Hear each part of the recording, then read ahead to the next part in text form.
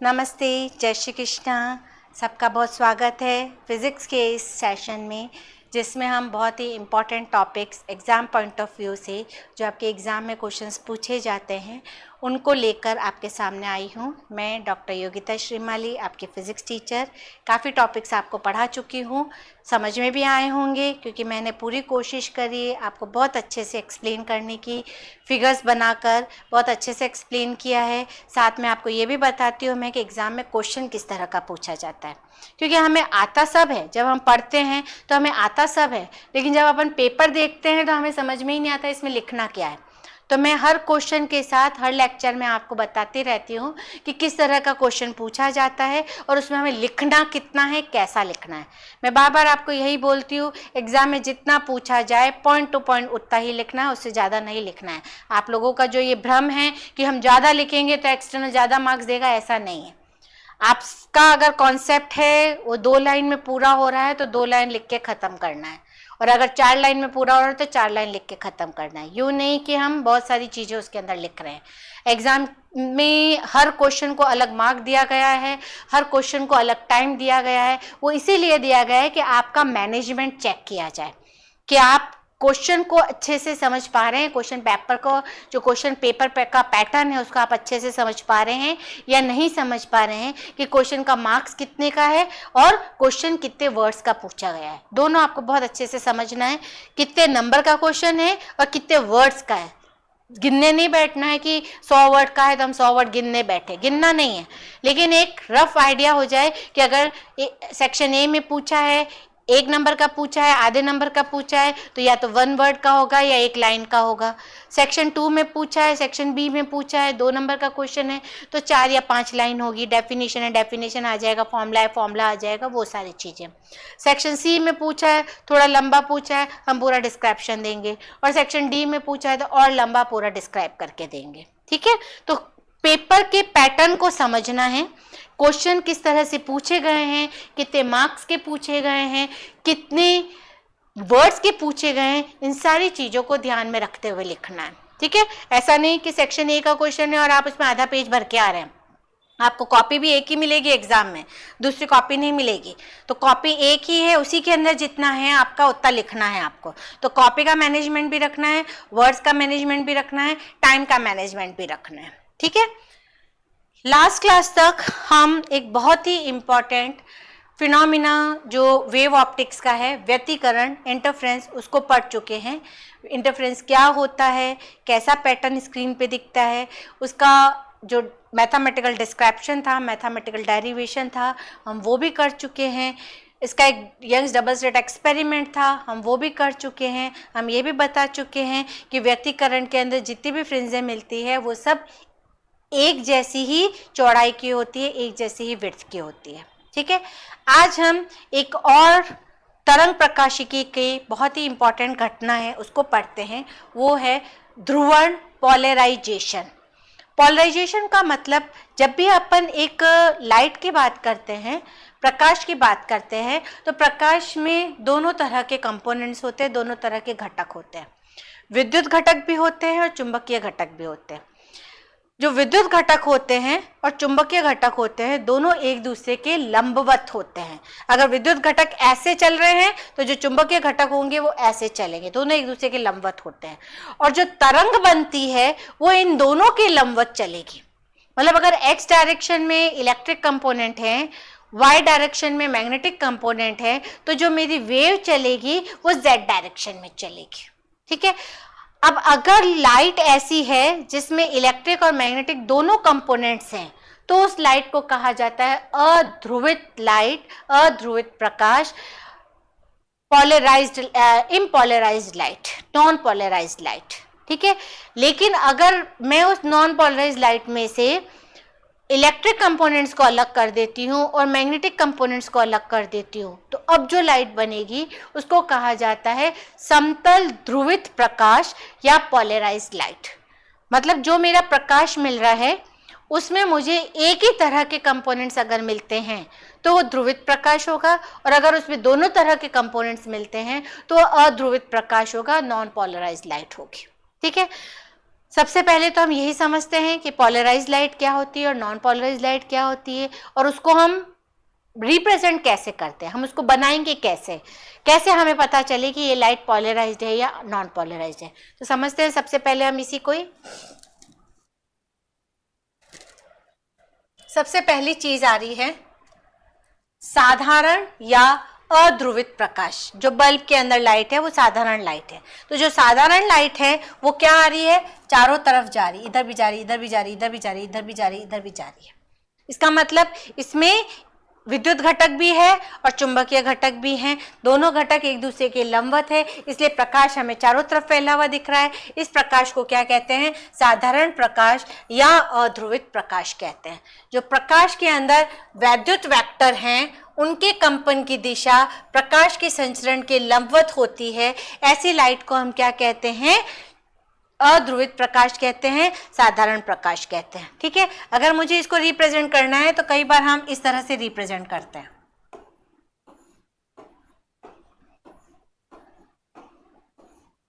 इसमें जो ये हमने वेक्टर्स बनाई, लाइनें बनाई हैं, ये इलेक्ट्रिक कंपोनेंट को बताती है, वैद्युत घटक को बताती है, और जो ये बीच में डॉट बनाए जा रहे हैं ये चुंबकीय घटक को बताती है, मैग्नेटिक कंपोनेंट्स को बताती है। तो वेव के अंदर दोनों कंपोनेंट्स हैं, डॉट कंपोनेंट मतलब मैग्नेटिक कंपोनेंट भी हैं और ये लाइंस मतलब इलेक्ट्रिक कंपोनेंट्स भी हैं। तो जब इस तरह की कोई लाइट होगी तो वो कैसी होगी, अध्रुवित लाइट होगी, नॉन पोलराइज लाइट होगी, अध्रुवित प्रकाश होगा या साधारण प्रकाश होगा। अब अगर मुझे इसको ध्रुवित करना है तो क्या करना पड़ेगा, इन लाइंस को अलग करना पड़ेगा, डॉट्स को अलग करना पड़ेगा। इसको हम नेक्स्ट में देखते हैं कि कैसा होता है ध्रुवित प्रकाश। ये रहा हमारा ध्रुवित प्रकाश।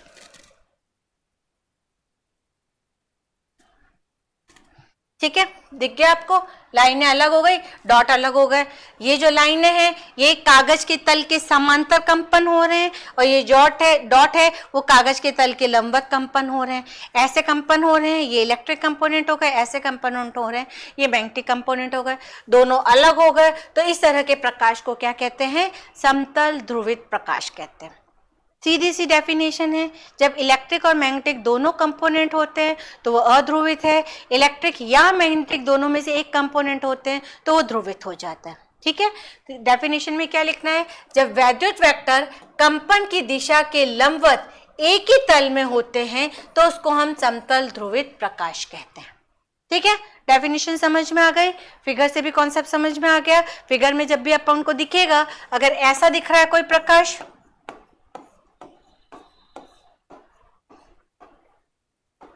तो ये कौन सा हो गया, नॉन पोलराइज्ड, क्योंकि इसमें इलेक्ट्रिक और मैग्नेटिक दोनों साथ में है। अब अगर मुझे ऐसा मिल जाए तो ये केवल इलेक्ट्रिक हुआ और ये केवल मैग्नेटिक हुआ, तो दोनों अलग अलग हो गए, इसलिए ये क्या कहलाएगा, ध्रुवित कहलाएगा। ये अध्रुवित प्रकाश है, ये ध्रुवित प्रकाश है। ठीक है, अब देखो फिगर से समझते हैं इसको, डायग्राम से समझते हैं। ये मेरी लाइट है, ठीक है, इसके अंदर दोनों कंपोनेंट्स हैं। ये जो येलो वाले कंपोनेंट्स दिख रहे हैं ये कौन से हैं, इलेक्ट्रिक कंपोनेंट्स हैं, और जो ब्लू वाले दिख रहे हैं ये मैग्नेटिक कंपोनेंट है।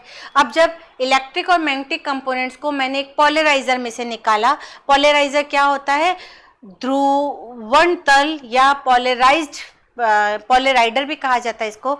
इसका काम क्या होता है कि जो प्रकाश में दोनों तरह के कंपन हैं उसमें से एक तरह के कंपन को रोक देना और एक तरह के कंपन को अपने में से पास होने देना, इसको क्या कहा जाता है, ध्रुवक भी कहा जाता है। जो पोलराइज करता है, लाइट को पोलराइज करने वाला, ध्रुवित करने वाला जो होता है उसको पोलराइजर कहा जाता है। तो इसमें देखो इस लाइनें दिख रही है आपको, ये ऐसी लंबी लंबी लाइनें दिख रही है।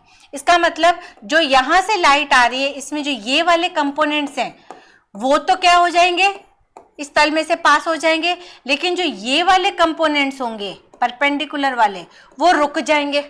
कैसे, देखो ये है हमारा, ये इसमें इस तरह के कट लगे हुए हैं, तो अब जब ऐसी लाइट आएगी तो इसमें से पास हो जाएगी। लेकिन जब मेरे पास ये तल है, इसमें कट ऐसा लगा हुआ है, तो ये जो ऐसी लाइट आएगी वो क्या हो जाएगी, रुक जाएगी ना, ये रोक देगा उसको। ये मेरा तल है, इसमें इधर से ऐसे ऐसे कट्स लगे हुए हैं, जो लाइट ऐसे ऐसे होके जाएगी वो तो निकल जाएगी, लेकिन जो लाइट ऐसे ऐसे होके जाएगी वो रुक जाएगी, वो निकल नहीं पाएगी। तो रिजल्ट में मुझे केवल एक ही तरह के कंपोनेंट्स मिलेंगे, जो पैरेलल वाले कंपोनेंट्स है वही मिलेंगे। अगर मैं इसको घुमा देती हूँ, मैं इसको ऐसे परपेंडिकुलर नहीं करके वर्टिकल कर देती हूँ, तो उस केस में क्या हो जाएगा, जो ब्लू वाले कंपोनेंट्स है वो निकलेंगे, येलो वाले कंपोनेंट्स रुक जाएंगे। तो स्क्रीन पर मुझे केवल एक ही तरह के कंपोनेंट्स दिखेंगे, या तो येलो या ब्लू। अब कट कैसा लगा हुआ है पोलराइजर में, उस पर डिपेंड करता है कि वो परपेंडिकुलर वाले कंपोनेंट्स को पास होने दे रहा है या पैरेलल वाले कंपोनेंट्स को पास होने दे रहा है। लेकिन आउटपुट पर मुझे केवल एक ही तरह के कंपोनेंट मिल रहे हैं। इसको क्या कहा जाता है, पोलराइज्ड लाइट कहा जाता है। ये अनपोलराइज्ड लाइट है, और जो ये कर रहा है इसको पोलराइजर कहा जाता है। ये पूरा फिनोमिना ध्रुवण कहलाता है, लाइट का पोलराइजेशन कहलाता है। ठीक है, अब ये एक और डायग्राम से हम समझते हैं कैसे पता लगे कि जो लाइट है वो कंप्लीटली पोलराइज्ड हुई या नहीं हुई।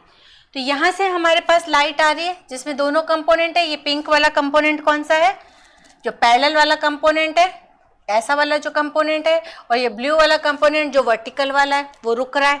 लाइट केवल ब्लू वाली पिंक वाली मिल रही है, एक ही कलर की लाइट मिल रही है। अब अगर मैंने इसके आगे ये वाला कंपोनेंट रख दिया तो जो ऐसे लाइट आ रही है वो रुक जाएगी, है ना। अगर आउटपुट पे मुझे कोई लाइट नहीं मिल रही है, इसका मतलब मेरा जो पोलराइजर से लाइट निकली वो पूरी तरह से पोलराइज्ड होके मिली। तो इसको क्या कहा जाता है, ये जो आगे लगा हुआ है इसको विश्लेषक कहा जाता है, एनालाइजर कहा जाता है, और इसको पोलराइजर कहा जाता है, ध्रुवक कहा जाता है। जो प्रकाश का ध्रुवण कर रहा है उसको ध्रुवक कहा जाता है, और प्रकाश ध्रुवित है या नहीं इसको चेक कर रहा है वो विश्लेषक कहलाता है। तो जो ध्रुवक के अंदर जिस तरह के कट लगे होंगे वो अपने में से उस वाली लाइट को जाने देगा। जैसे यहाँ पे जो इलेक्ट्रिक वाले या जो पिंक वाले कंपोनेंट्स दिख रहे हैं वो ऐसे ऐसे चल रहे हैं, ठीक है। तो जब ऐसे ऐसे चलते हुए निकलेंगे तो इसमें से निकल गए, और जो ऐसे चलने वाले हैं वो रुक गए। अब आउटपुट पे मैंने क्या किया, ये देखने के लिए कि लाइट पोलराइज्ड हुई या नहीं हुई, हमने पोलराइजर में जिस तरह के कट लगे हुए थे उसके परपेंडिकुलर कट लगा दिए। तो अगर आउटपुट पे मुझे नो लाइट मिलती है तो लाइट पोलराइज्ड हो गई है, और अगर आउटपुट पे कुछ लाइट मिलती है तो इसका मतलब लाइट पूरी तरह से पोलराइज्ड नहीं हुई है, ठीक है। तो जो लास्ट वाला है ये चेक करता है कि लाइट पोलराइज्ड हुई या नहीं, इसको एनालाइजर कहा जाता है, एनालाइज करता है ये, इसको विश्लेषक कहते हैं। और जो पहला वाला लगा हुआ है इसको ध्रुवक कहा जाता है, क्योंकि ये लाइट को पोलराइज करता है, लाइट के दोनों कंपोनेंट्स में एक कंपोनेंट को रोक देता है, एक को जाने देता है, ठीक है। तो अब आपको समझ में आ गया होगा कि पोलराइजेशन क्या होता है। पोलराइडर, पोलराइडर क्या होते हैं, पोलराइडर ऐसी ही एक युक्ति है जो लाइट को पोलराइज करती है। लाइट को जो अपन ने बनाया था ना पोलराइजर, उसी को ही पूरा कैसे बनता है पोलराइजर उसको एक्सप्लेन कर रहे हैं। तो समतल ध्रुवित प्रकाश प्राप्त करने के लिए एक सबसे सस्ती और व्यापक विधि होती है पोलराइडर। पोलराइडर में क्या करते हैं, कांच के दो समान प्लेट ली जाती है, एक जैसी दो कांच की प्लेट ली जाती है। एक प्लेट के ऊपर तो नाइट्रोसेलुलस की पतली परत चढ़ाई जाती है और दूसरी के ऊपर हार्पेथाइट या आयोडोसल्फाइड की परत लगाई जाती है, ठीक है। और दोनों के जो अक्ष बनाए जाते हैं वो एक दूसरे के पैरेलल बनाए जाते हैं। इन दोनों को चिपका देते हैं तो ये हमारे क्या बन जाती है, पोलराइडर बन जाती है, जो ध्रुवक बन जाती है, जो लाइट को पोलराइज करने का काम कर रही है। जो हमने सबसे पहले लगाया वो पोलराइजर हो गया, ठीक है। तो पोलराइजर बनता कैसे है, वो ये पूरा प्रोसेस है। दो कांच की प्लेट ली, एक पर नाइट्रोसेलुलस का लेप चढ़ाया और दूसरी पर आयोडोसल्फेट या क्यूनॉन का क्रिस्टल बनाकर उसका लेप चढ़ाया, तो ये हमारा पोलराइजर बन गया, ठीक है। इसका उपयोग क्या होता है, कहाँ काम में लेते हैं, तो पोलराइडर का उपयोग मुख्यतः प्रकाश की चकाचौंध को बचाने के लिए, एकदम जो चमकता तीखी चमक आती है ना लाइट में, उसको थोड़ा सा डिम करने के लिए, क्योंकि एकदम तीखी है तो वो चारों दिशाओं में, इलेक्ट्रिक भी है मैग्नेटिक भी है, हम उसमें से केवल एक ही कंपोनेंट ले रहे हैं, तो जो प्रकाश की चकाचौंध होती है, एकदम चमक होती है, उसको कम करने के लिए आपके कई बार सनग्लासेस के अंदर या आजकल एंटिक लेयर लगती है, चश्मों के ऊपर एंटिक लेयर लगती है, क्योंकि चश्मे में जब अपन लाइट लैपटॉप की जो बहुत ज़्यादा स्क्रीन पर काम करते हैं, IT कंपनी में होते हैं, उनके चश्मे पे एंटिक लेयर लगाई जाती है। वो क्यों लगाई जाती है? क्योंकि जो आपका मॉनिटर पे लाइट का जो PC पर आपका वर्किंग आ रहा है वो बहुत ज़्यादा होता है, और उसकी लाइट जब आपके आँख पर आती है तो कुछ हार्मफुल इफेक्ट हो सकते हैं, इसलिए चश्मे पर एंटिक लेयर लगा देते हैं। वो एंटिक लेयर ही हमारी क्या है? पोलराइजर है, जो इतनी चमकीली लाइट को हमारी आँख तक आने से रोकती है। दूसरा क्या है? धूप के चश्मे बनाने के लिए काम में लिया जाता है। जो धूप के काले चश्मे बनते हैं, या खिड़की के कांच जहां से हमारी लाइट अंदर आ रही है, तीखी लाइट अंदर आ रही है, उसकी तीव्रता को नियंत्रित करने के लिए काम में लिया जाता है। तीसरा, फोटोग्राफिक कैमरों या जो 3D सिनेमा हॉल्स होते हैं वहां पर इसको काम में लिया जाता है, और हेडलाइट के अंदर भी इसको काम में लिया जाता है। ये सारे यूजेज है पोलराइडर के। ये पोलराइडर कहाँ यूज लिया जाएगा? ठीक है, एक बहुत ही इंपॉर्टेंट लॉ है जो पोलराइजेशन के अंदर आता है, और एग्जाम में मान के चलिए 100% पूछा ही जाता है, वेरी इंपॉर्टेंट है, एग्जाम पॉइंट ऑफ व्यू से बहुत ही इंपॉर्टेंट है। ध्रुवण की जब भी बात आएगी, एक ही लॉ आता है, मैलस का नियम। मैलस ने पूरे ध्रुवण का जो ये फिनोमिना है इसको एक इक्वेशन देके समझाया, इसलिए उसको मैलस का नियम कहते हैं। मैलस का नियम क्या कहता है कि जब साधारण प्रकाश किसी पोलराइडर से गुजरता है, पोलराइडर क्या हो गया? ध्रुवक, जो लाइट को पोलराइज कर रहा है, जिसमें दोनों तरह के कंपोनेंट जब गिरेंगे तो आउटपुट पे एक ही कंपोनेंट मिलेगा, एक कंपोनेंट रुक जाएगा। तो जब प्रकाश किसी पोलराइडर से गुजरता है तो निर्गत प्रकाश क्या हो जाएगा? समतल ध्रुवित हो जाएगा। जो निर्गत प्रकाश की तीव्रता है उसके और जो इलेक्ट्रिक कंपोनेंट है उसके एंगल के बीच में एक रिलेशन होता है। वो रिलेशन क्या है कि तीव्रता प्रोपोर्शनल होता है एंगल के कॉस के स्क्वायर के। जो इलेक्ट्रिक कंपोनेंट हैं, जो विद्युत घटक हैं, उसका एंगल किसके साथ? प्रकाशिक अक्ष के साथ। उसके एंगल का हम कॉस लें, ट्रिग्नोमेट्री वाला कॉस, उसका स्क्वायर कर दें तो ये हमारी तीव्रता के समानुपाती होता है। ठीक है, अब अगर थीटा की वैल्यू हम देखें, मैं 0 से अगर 180 तक वैरी करती हूँ, 0 फिर 90 फिर 180, अगर मैं थीटा की वैल्यू ऐसे वैरी करती हूँ तो cos 0 कितना होता है? 1, cos 90 कितना होता है? 0, और cos 180 कितना हो जाता है? -1। ठीक है, जब इलेक्ट्रिक वेक्टर प्रकाशिक अक्ष के साथ 0 डिग्री पर होंगे तो cos स्क्वायर की वैल्यू 1 बनी, इंटेंसिटी 1 बन जाएगी, मैक्सिमम आ जाएगी। जब थीटा 0 है तो इंटेंसिटी मैक्सिमम आ गई। मतलब ये देखो, ये मेरा पोलराइडर है, मैं इसको ऐसे घुमा रही हूँ, अभी मेरी ये लाइट आ रही है, ऐसे ऐसे इलेक्ट्रिक कंपोनेंट करते हुए आ रहे हैं, पोलराइडर यहाँ पर है। जब इस केस में है तो मुझे मैक्सिमम तीव्रता मिलेगी क्योंकि एंगल थीटा 0 है। अब मैं इसको धीरे धीरे घुमाती जाऊँ ऐसे ऐसे, ठीक है, तो पहले ये 0 डिग्री पर है, 0 से घूमा 30 हुआ, 30 से घूमा 45 हुआ, 45 से घूमा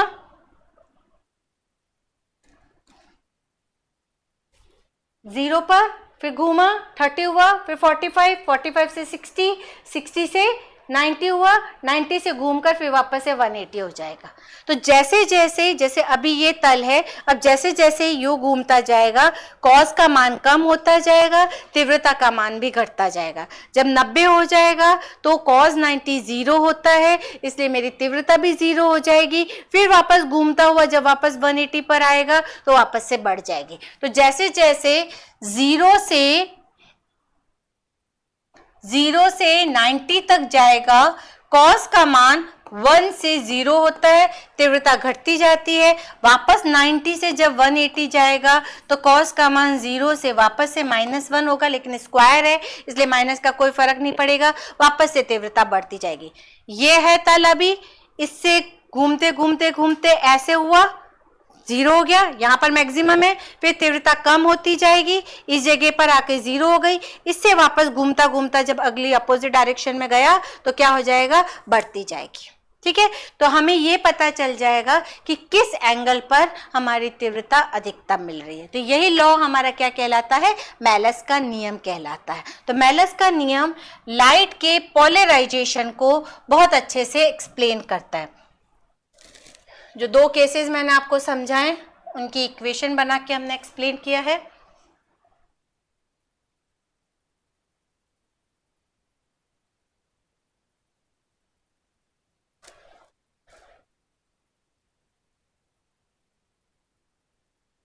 पहली कंडीशन क्या है, जब प्रकाश पूर्णतः अध्रुवित हो तो उस टाइम पर cos स्क्वायर थीटा की वैल्यू 1 होती है, इसलिए इंटेंसिटी आधी हो जाएगी।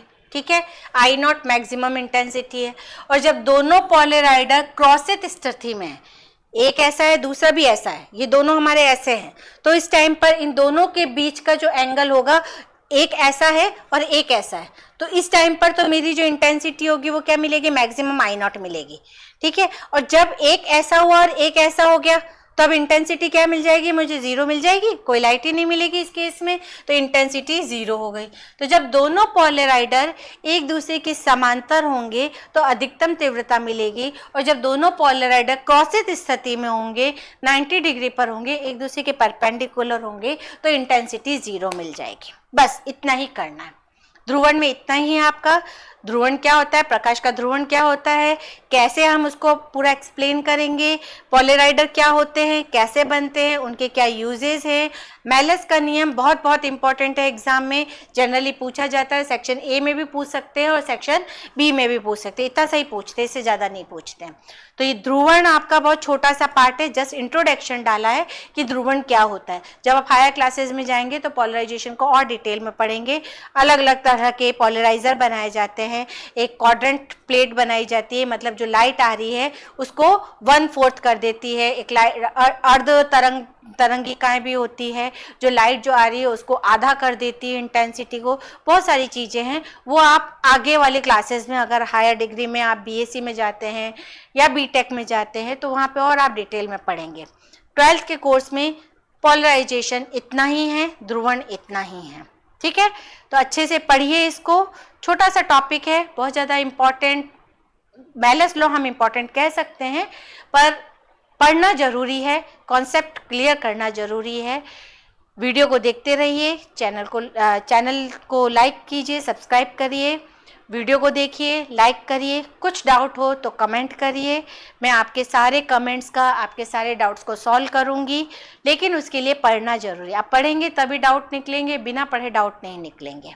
ठीक है, तो आप पढ़ते रहिए, अपने फ्रेंड्स को भी वीडियो शेयर करिए, लाइक करिए, और अपनी एग्ज़ाम की तैयारी पूरी ईमानदारी से करिए। कहते हैं ना, तैयारी इतनी, जो आप किसी भी चीज़ की मेहनत कर रहे हैं, जो आप तैयारी कर रहे हैं, वो इतनी शांति से करो कि आपकी जो सफलता है वो चीख चीख के बोले।